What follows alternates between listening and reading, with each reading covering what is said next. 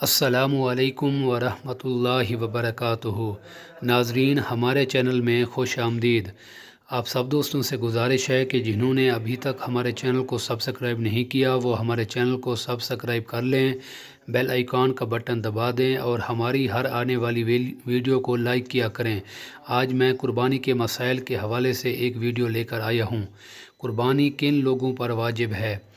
قربانی واجب ہونے کا نصاب وہی ہے جو صدقہ فطر کے واجب ہونے کا نصاب ہے، یعنی جس عاقل بالغ مقیم مسلمان مرد یا عورت کی ملکیت میں قربانی کے ایام میں قرض کی رقم منہا کرنے کے بعد 7.5 تولہ سونا یا 52 تولہ چاندی یا اس کی قیمت کے برابر رقم موجود ہو، یا تجارت کا سامان یا ضرورت سے زائد اتنا سامان موجود ہو جس کی قیمت 52 تولہ چاندی کی مالیت کے برابر ہو، یا ان میں سے کوئی ایک چیز یا ان 5 چیزوں میں سے بعض کا مجموعہ 52 تولہ چاندی کی قیمت کے برابر ہو، تو ایسے مرد اور عورت پر قربانی واجب ہے۔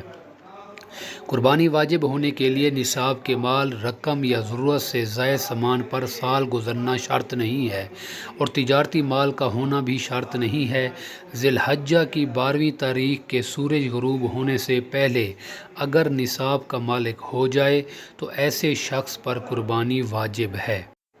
دعا ہے اللہ تبارک و تعالی ہمیں دنیا اور آخرت کی بھلائی عطا فرمائے۔ السلام علیکم ورحمۃ اللہ وبرکاتہ۔